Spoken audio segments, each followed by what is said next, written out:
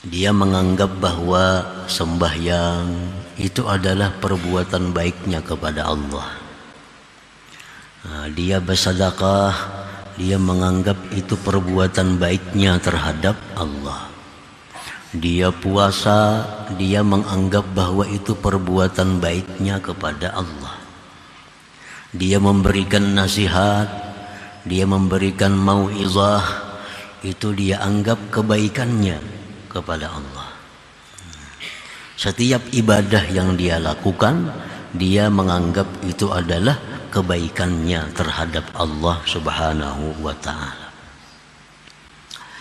Fa'iza zakkara ibadallah wa wa'azahum, apabila dia mengingatkan kepada hamba-hamba Allah dan memberikan nasihat kepada mereka, bi an qala lahum ittaqullah wa ati'u wa'malu kaza wa kaza, dengan bahwa dia berkata kepada hamba-hamba Allah, takwalah kepada Allah, taatilah Allah, lakukanlah perbuatan-perbuatan ini.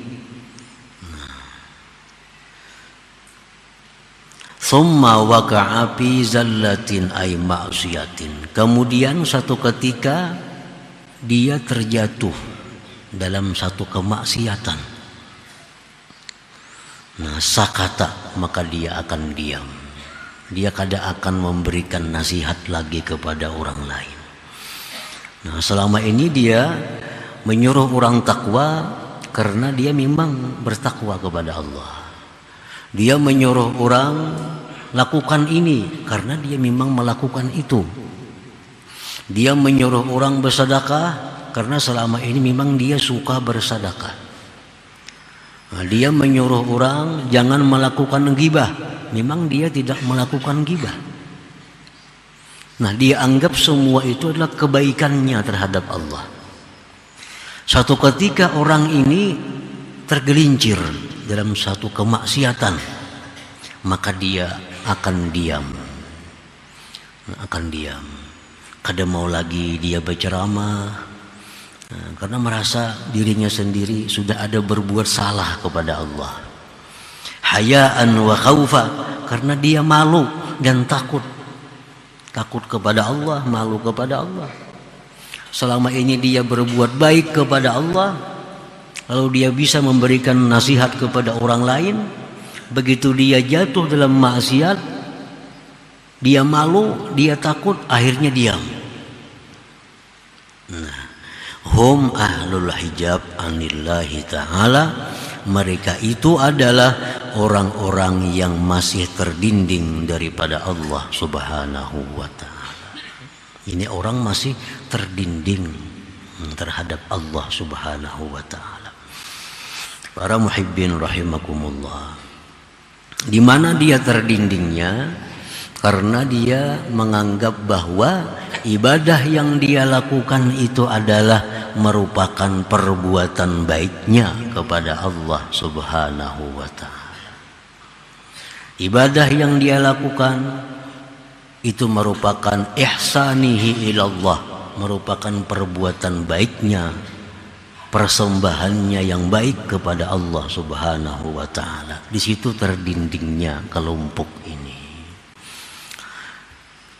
Dia merasa bahwa dia yang melakukan taat, dia yang melakukan sembahyang, dia yang melakukan puasa, dia yang melakukan membaca Quran.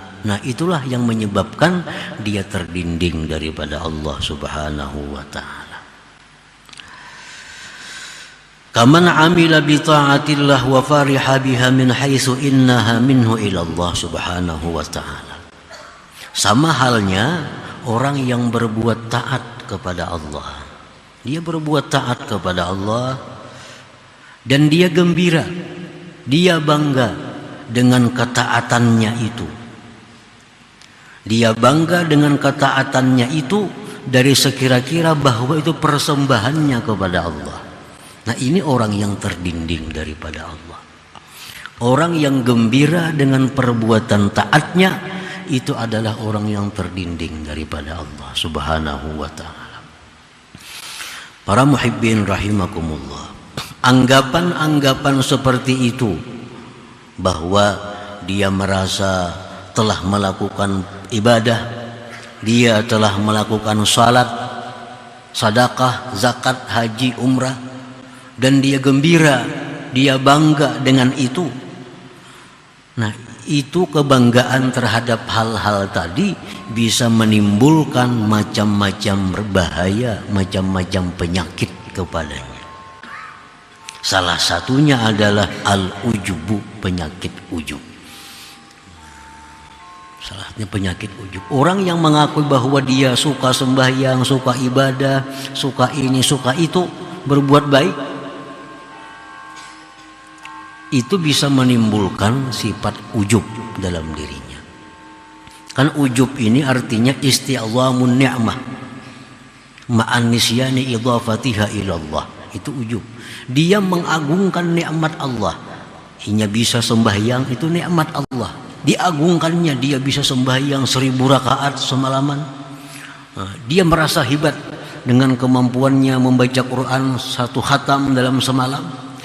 Dia lupa bahwa itu adalah anugerah dari Allah. Dia kada sadar bahwa itu anugerah Allah. Nah, ini ujub. Ujub seperti ini bukan mendapatkan pahala ibadah, tapi justru menggugurkannya dan membuat dia melakukan dosa yang besar.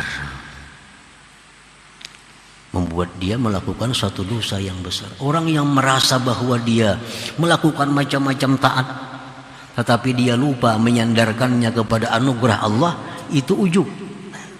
Bukan dapat pahala, justru dapat dosa.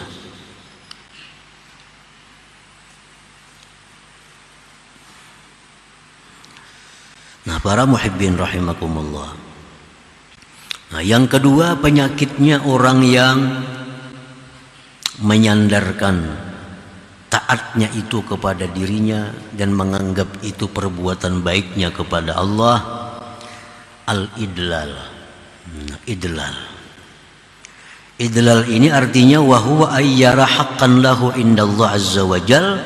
Dia menganggap bahwa dia ada mempunyai hak di sisi Allah subhanahu wa ta'ala. Nah, dia menganggap bahwa dirinya itu ada mempunyai hak di sisi Allah. Karena dia menganggap selama ini banyak berbuat baik kepada Allah, selama ini menganggap bahwa banyak melakukan taat kepada Allah, maka dia menganggap bahwa dia ada punya hak di sisi Allah. Nah, itu idlal. Ini sangat berbahaya dalam i'tikad kita. Nah, orang yang punya sifat idlal ini, punya sifat idlal tadi, merasa ada hak di sisi Allah karena dia banyak berbuat baik, dia akan aneh apabila doanya tidak dikabulkan Allah. Dia heran kalau doanya tidak diijabah oleh Allah. Selama ini asa kada biasa melakukan maksiat, selama ini rasa biris saja sembahyang semuaan, selama ini suka aja bersedekah, suka aja baca Quran, suka aja baca salawat, tapi kenapa doa kadang mau kabul nih? Nah, aneh. Karena dia menganggap bahwa ibadah itu adalah kebaikannya yang dipersembahkan kepada Allah. Nah, macam kita lawan manusia jadinya. Ini manusia kita baiki dengan macam-macam kebaikan. Begitu kita minta lawan inya, kadang mau, kan aneh kita tuh. Nah, lawan Tuhan jangan demikian. Dengan Allah tidak seperti dengan makhluk. Ada orang yang selama ini kita bantu kehidupannya, kita bantu segala macamnya, kita bantu. Nah, kita persembahkan kebaikan-kebaikan kepadanya. Begitu kita minta tolong, kadang mau menolong, kan aneh kita tuh. Kada tahu diri orang tuh. Selama ini dihidupi, dibantu, sekali minta bantuan kita kada mau membantu. Nah, kalau kepada makhluk kada seberapa, tapi kalau kepada Allah ini sesuatu perbuatan yang sangat jahat. Nah, jadi akibatnya itu akibat daripada merasa bahwa dia banyak berbuat baik kepada Allah subhanahu wa ta'ala. Rasulullah SAW bersabda, inna salatal mudilla turfa'u fawqa ra'sih wala an tadhaka wa anta mu'tarifun bidzambik khairun min an tabkiya wa anta mudillun bi'amalik. Ujar Nabi, sembahyang orang yang idlal tadi tidak diangkat di atas kepalanya.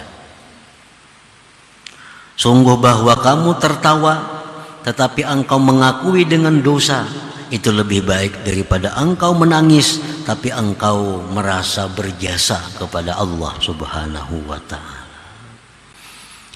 Nah, para muhibbin rahimakumullah, kenapa ini ada asal muasalnya? Sebabnya kita menganggap ibadah itu merupakan kebaikan kita kepada Allah. Nah, ini orang-orang yang terhijab, yang terdinding dari Allah, merasa bahwa ini beribadah itu berbuat baik lawan Allah.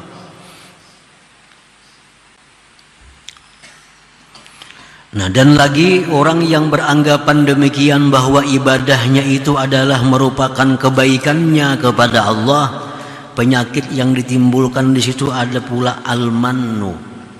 Nah, al-mannu, iya tadi.